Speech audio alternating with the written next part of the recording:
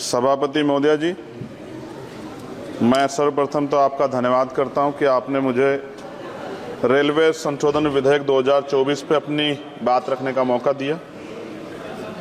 Railway संशोधन विधेयक 2024 पर मैं अपनी गहरी चिंता व्यक्त करता हूं।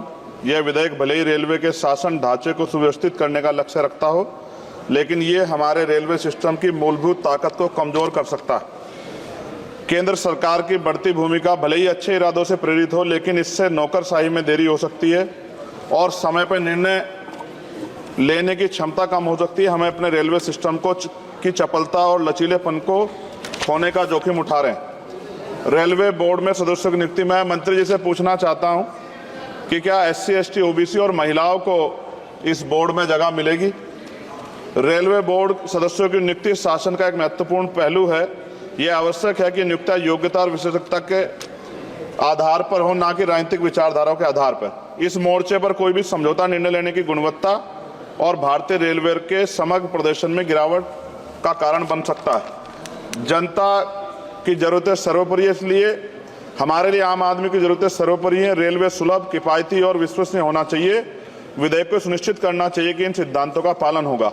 हालांकि विधेयक का उद्देश्य अच्छा हो सकता है, लेकिन इससे संभावित परिणाम दूरगामी है। हमें सावधानीपूर्वक आगे बढ़ना चाहिए और सुनिश्चित करना चाहिए कि सुधार रेलवे के मूल तत्वों को कमजोर न करें। साथ साथ सभापति महोदया, जिस लोकसभा क्षेत्र से मैं आता हूं, नगीना, वो बहुत पिछड़ा हुआ क्षेत्र है।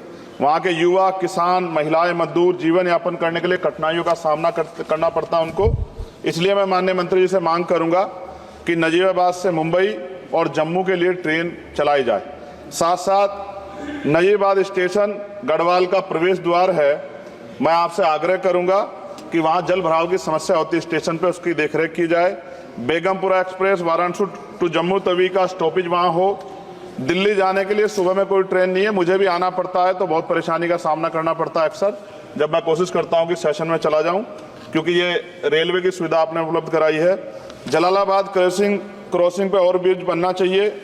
धामपुर में 2 जगह पे समस्या है सर, कई घंटे खड़ा होना पड़ता है, ओवरब्रिज की आवश्यकता है वहां। नगीना में ओवरब्रिज की जो कोतवाली वाला क्षेत्र है उसमें, सेहोरा में ओवरब्रिज की दिक्कत है, किरतपुर में है। और बैकलॉग सर बहुत इंपॉर्टेंट विषय है।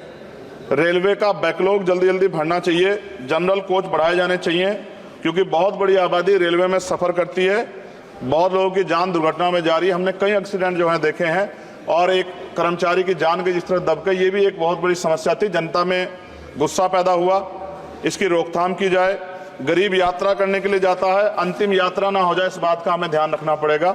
साथ साथ इसका मुझे एक मुख्य कारण ये दिखाई देता है कि लोको पायलट को रात और दिन में ड्यूटी करनी पड़ती है।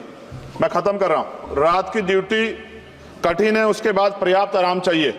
इस संबंध में HPC का सुझाव भी था कि लोको पायलट के लिए 2 रात्रि बाद ड्यूटी का आदेश हो, तो ये इस पे अमल नहीं किया गया, जिसके कारण उनकी आंख लग जाती है और कई बार दुर्घटना होती है। हजारों लोगों की जिंदगी से खिलवाड़ नहीं होना चाहिए। कोरोना काल में बंद गई ट्रेन पुनः चालू की जाए, और SC, ST, OBC के बच्चों को जो पहले पास मिलते थे, जब कई कंपटीशन की तैयारी के लिए वो पेपर देने जाते थे, मिलते थे, बंद कर दिए। सरकार कहती है हम दलित पिछड़ों के हितैषी हैं, लेकिन जब सरकार उनके बच्चों के आगे तरक्की के रास्ते बंद कर दी तो कैसे चलेगा? और जिस तरह लगातार निजीकरण हो रहा है, इस निजीकरण से सरकारी नौकरी खत्म हो जाएगी रेलवे में, तो ये दलित पिछड़ों के बच्चे कहां जाके बैठे, कौन सी कुर्सी बैठे? आज भी देश में सामाजिक गैर बराबरी है। तो मैं इसलिए मंत्री से मांग करता हूं कि आपने नजीबाबाद में वंदे भारत का स्टॉपेज दिया, इसके लिए मैं आपका धन्यवाद करता हूं। लेकिन ये भी, इसके अलावा हमने कई मांग उठाई थी, लेकिन उन पर कोई कार्रवाई नहीं हुई। तो मंत्री जी, पार्टी से अलग हटके आप सोचें कि उस क्षेत्र का भी तरक्की होनी चाहिए। ये भी आपके अधिकार क्षेत्र का मामला है। मैं दोबारा सभापति महोदय को धन्यवाद देता हूं और माननीय मंत्री से आग्रह करता हूं कि हमारी मांगों पर ध्यान दें और उस क्षेत्र में अवसर पैदा हो, इसका ख्याल रखें। बहुत बहुत धन्यवाद।